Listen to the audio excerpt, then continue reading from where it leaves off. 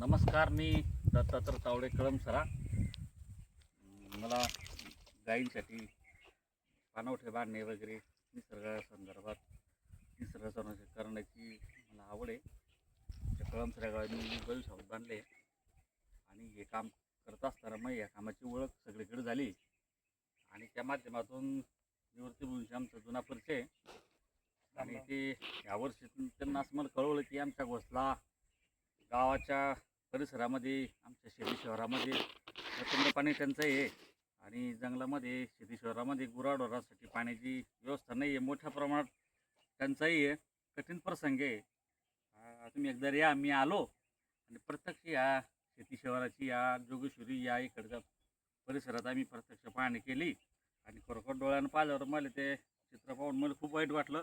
अतिशय दारुण परिस्थिती होती आणि त्यावेळी दयाराम भाऊ हे या परिसराचे गायींचे कळप चारतात ते त्यांना मी भेटलो आणि त्यांनी सांगितलं की बा मी गायी चारायला तयार आहे, परंतु परिसरात पाणी नसल्यामुळे गायींची अतिशय दारुण अवस्था आहे. पाण्यामुळे त्या अशा त्यांची खूप वाताहत होते आणि ते अवस्था पाहून मला खूप वाईट वाटतं, म्हणून मी सगळं गवारं चारणं सोडून दिलं.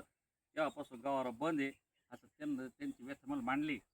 आणि सोबत भूषण बावस्कर, काही भाऊसाहेब बालेराव ही मंडळी भेटली आणि मी हे सगळं पाहून निर्णय घेतला आपण काहीतरी करावं बा, म्हणून मी बाहेरून सामाजिक लोकवर्गणी गोळा करून या घोसला परिसरामध्ये 2, 4, 5 हाऊस बांधू असं मी ठरवलं आणि निधी गोळा करून सर आम्ही पहिला हाऊस गावाजवळ घेतला आणि दुसरा हाऊस इथे हे घोसला गावचं गावठाण जुना घोसला या ठिकाणी असा आम्ही परिसर निवडला की ज्या परिसरामध्ये डोंगरातले व परिसरातले चरणारे गाई गुरं ते सगळ्यांची बकऱ्यांची मेंढ्यांची सगळ्यांची पाण्याची ताण भागीन.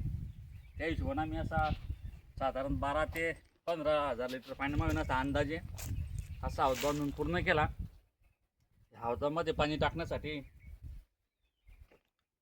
नमस्कार काय ना भाऊ सागर भाऊ त्यांचा सगळा परिवार या हौदात पाणी टाकणार आहे आणि हौद बांधकामासाठी आमच्या कळमसऱ्याचे मिस्त्री प्रभाकर टेलर, निवृत्तीभाऊ पाटील, सागर भाऊ आणि भाऊसाहेब बालेराव आणि सर्व दयाराम भाऊ सगळ्या मंडळीनं श्रमदान केलं, काहीनं सहकार्य केलं, काही पाण्यासाठी टँकर वगैरे सगळ्यांचं सहकार्य लावलं आणि या माध्यमातून इथे या पाण्याचा साठा उपलब्ध होईल आणि अनेक मुख्य जीवांचे ताण भागीन आणि या कुठतरी चांगल्या कामाला यश येईल याचा आम्हाला आनंद राहील.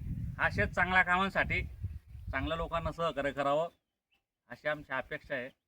जय श्रीराम.